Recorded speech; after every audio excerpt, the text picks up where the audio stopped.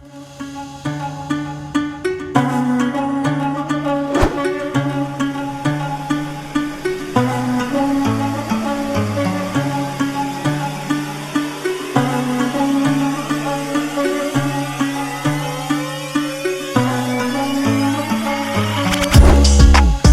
Sobat Prime Time, apa kabar? Semoga baik-baik saja. Siapa yang nggak tahu tentang olahraga tarung bebas?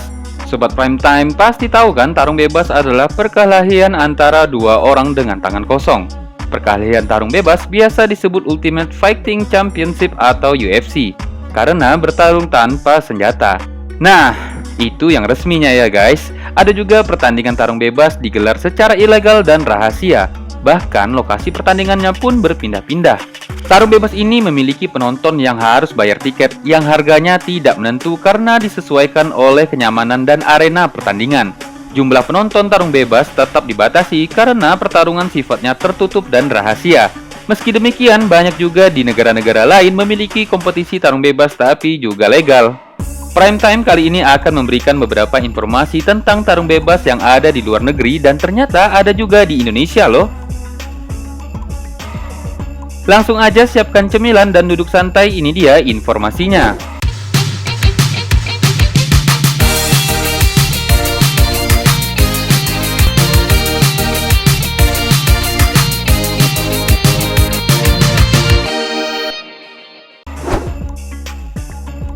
Tinju bebas brutal Rusia atau yang dikenal dengan Top Dog.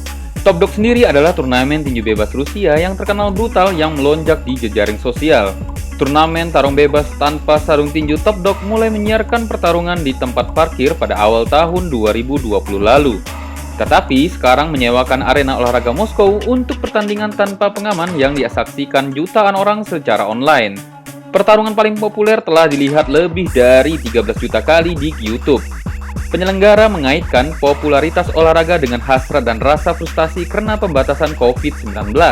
Pertarungan ini tidak menggunakan pelindung sama sekali, di mana para petinju hanya mengenakan balutan tipis di tangan yang membuatnya bisa menghajar wajah lawan dengan sangat keras. Tak jarang di akhir pertarungan banyak darah di mana-mana karena minimnya pengamanan dari olahraga ini.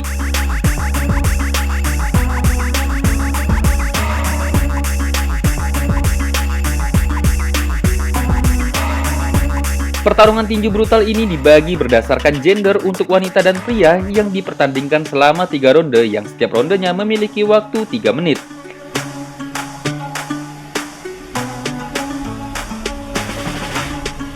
Ring dibuat dari tumpukan jerami yang seringkali berlumuran darah dari percikan darah petarung.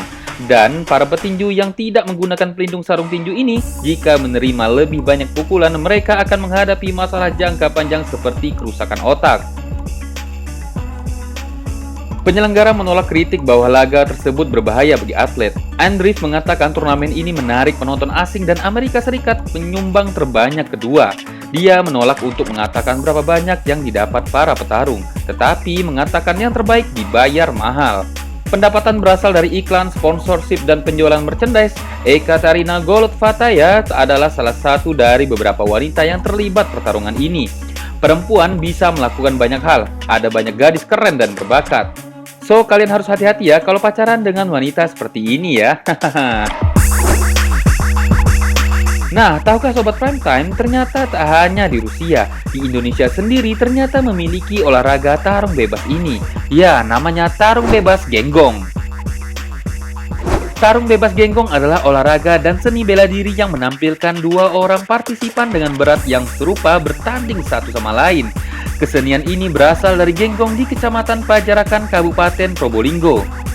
Tarung bebas sudah menjadi tradisi warga Nahdlatul Ulama di Probolinggo, Jawa Timur. Layaknya tinju bebas, peserta saling baku hantam tanpa pelindung, namun tidak ada dendam.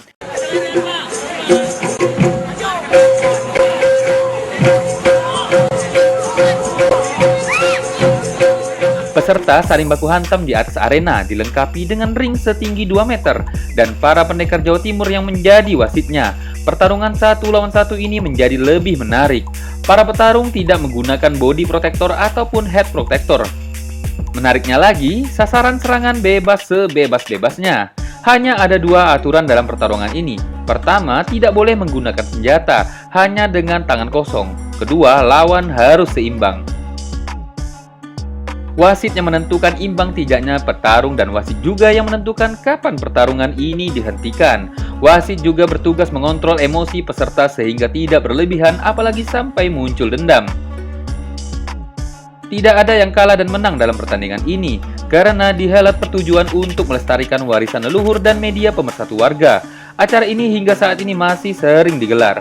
Gimana menurut Sobat Prime Time tentang budaya kesenian Tarung Genggong ini? Tulis di kolom komentar ya.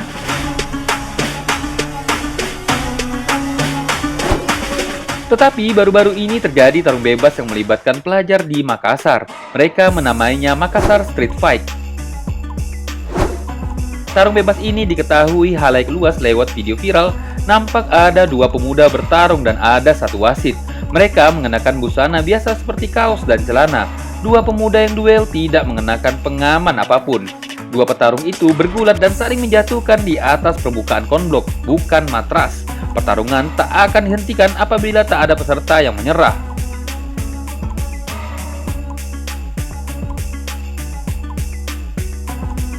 Alhasil, para peserta bisa saja cedera berat hingga meninggal dunia.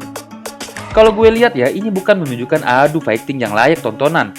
Tetapi, ini bisa dikatakan adu bunuh-bunuhan. Aduh.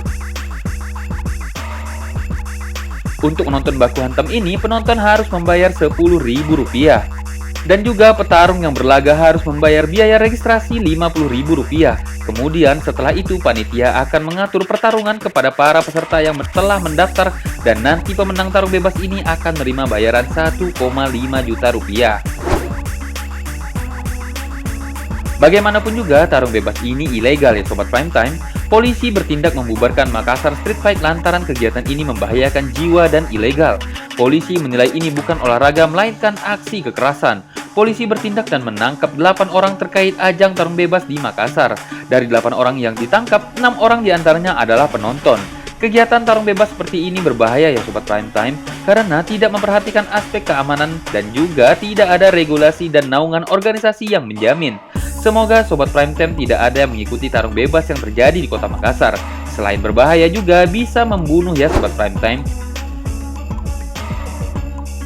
Sekian video kali ini, semoga Sobat Prime Time terhibur dan dapat manfaat dari informasi ini. Sampai jumpa di video selanjutnya, bye-bye!